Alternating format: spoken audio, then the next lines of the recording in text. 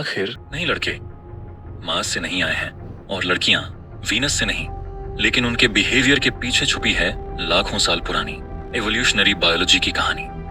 और इसी रोचक कहानी को मैं मनीष आज आपके सामने एकदम आसान भाषा में अपने अंदाज में खोलने वाला। देखो, इंसानी जीवन का असली मकसद क्या है? डार्विनियन लॉजिक के हिसाब से सिर्फ एक चीज, अपने जीन्स को आगे बढ़ाना। और इस बायोलॉजिकल मिशन में मेल और फीमेल का तरीका एकदम अलग होता है।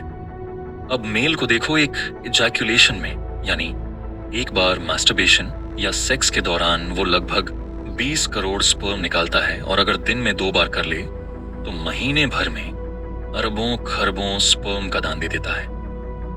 लिटरली ये इतनी क्वांटिटी है कि अगर हर स्पर्म को एक इंसान मान लो तो एक आदमी अपनी लाइफ में पूरी पृथ्वी की आबादी से ज्यादा लोग पैदा करने की कैपेसिटी रखता है। वहीं दूसरी ओर एक फीमेल हर 28 दिन में सिर्फ एक एग रिलीज करती है, और कभी कभी तो वो भी नहीं। मतलब जहां लड़का स्पर्म की नदी बहा रहा है, वहीं लड़की के पास एक ही एग है। अब सोचो यार, एक लड़की के अंदर हर महीने बस एक ही एग आता है, और वो एग कोई मामूली चीज नहीं है। अगर हम स्केल पे सोचें तो एग पूरी दिल्ली सिटी, स्पर्म सिर्फ एक कार। इतना भारी फर्क एक एग का साइज, फॉर्म, फंक्शन और रिस्पॉन्सिबिलिटी स्पर्म से कई गुना बड़ी होती है। और यही नहीं, एग अपने साथ लाता है सिर्फ पीरियड की नहीं, बल्कि उससे भी बड़ी प्रेगनेंसी की परेशानी।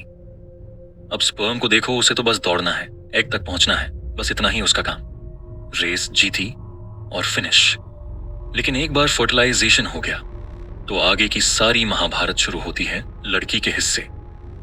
9 महीने की प्रेगनेंसी, चाइल्ड बर्थ का दर्द, फिर 2 साल तक आधी रातों में उठकर बच्चे को दूध पिलाना, उसे संभालना, और खुद को और बच्चे को शिकारियों से बचाना।